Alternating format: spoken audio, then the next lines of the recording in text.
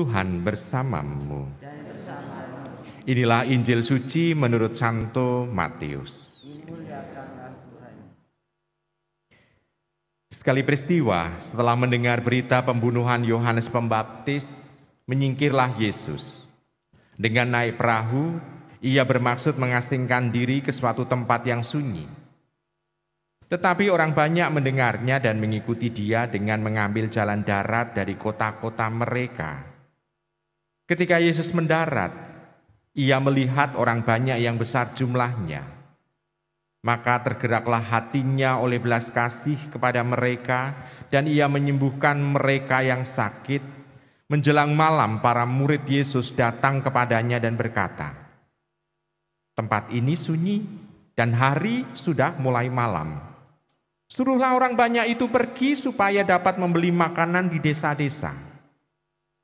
Tetapi Yesus berkata kepada mereka, "Mereka tidak perlu pergi. Kalian saja memberi mereka makan." Jawab mereka, "Pada kami hanya ada 5 buah roti dan 2 ekor ikan." Yesus berkata, "Bawalah kemari." Lalu disuruhnya orang banyak itu duduk di rumput. Setelah itu ia mengambil ke-5 buah roti dan ke-2 ekor ikan. Sambil menengadah ke langit diucapkannya doa berkat. Dibagi-baginya roti itu dan diberikannya kepada para murid. Para murid lalu membagi-bagikannya kepada orang banyak. Mereka semua makan sampai kenyang. Kemudian potongan-potongan roti yang sisa dikumpulkan sampai 12 bakul penuh. Yang turut makan kira-kira 5.000 orang pria, tidak termasuk wanita dan anak-anak. Demikianlah sabda Tuhan. Ibu, Bapak, Saudari, saudara terkasih dalam Tuhan, dalam bacaan Injil di sini kita bisa melihat di sana setelah dikatakan setelah pembunuhan Yohanes Pembaptis, Tuhan Yesus menyingkir. Di sana mau diungkapkan bahwa Tuhan Yesus kembali mencoba untuk merenungkan setelah Yohanes Pembaptis itu meninggal, warta dari Yohanes Pembaptis harus juga dilanjutkan. Apalagi kita juga bisa melihat bahwa Tuhan Yesus itu walaupun dibaptis oleh Yohanes Pembaptis, tapi karya-karyanya setelah Yohanes Pembaptis tidak ada. Berarti seolah-olah Tuhan Yesus meneruskan karya Yohanes Pembaptis, tetapi dia memberikan makna yang baru. Bukan hanya warta pertobatan supaya orang bertobat, tetapi juga pelaksanaan firman Tuhan yang penuh supaya terjadi dalam kehidupan para murid Tuhan. Tuhan menyingkir juga bisa diartikan Tuhan mau menghindari masalah politik.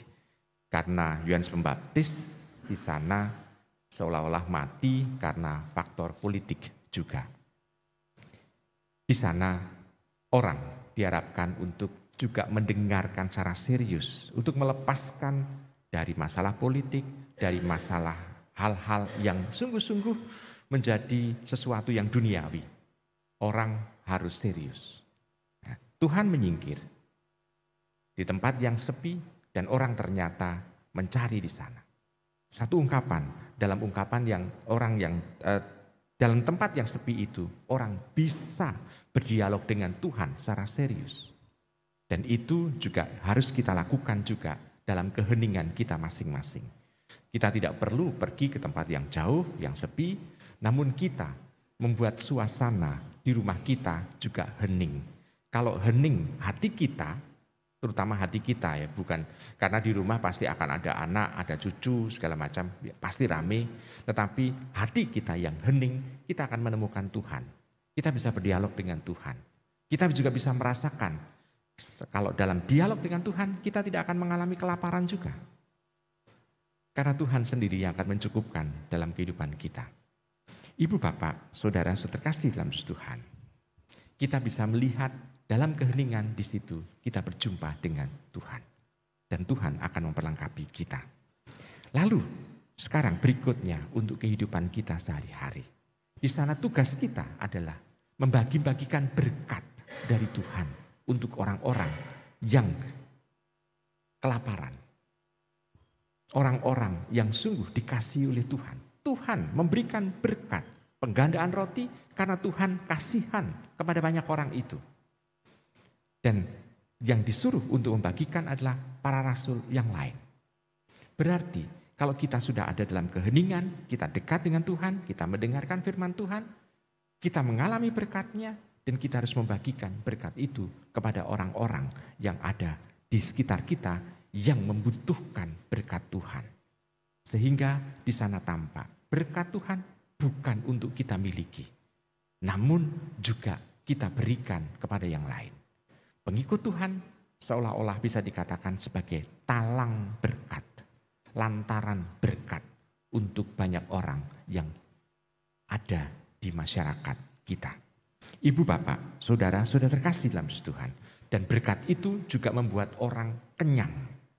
Membuat orang itu merasakan dan mengalami kekenyangan kasih Tuhan pula. Maka mari dalam kita melimpahkan berkat kepada orang, tidak sedikit saja, tetapi betul itu adalah hal yang dibutuhkan oleh orang itu, sehingga orang itu berkelimpahan. Dan akhirnya sisanya 12 bakul, dan berarti tampak bahwa berkat itu juga akan kita alami dalam kehidupan, sehingga kita tidak berkekurangan dalam kehidupan ini. Marilah kita hening sejenak, kita mohon kepada Tuhan supaya kita bisa menjadi tangan-tangan Tuhan dalam kehidupan di masyarakat.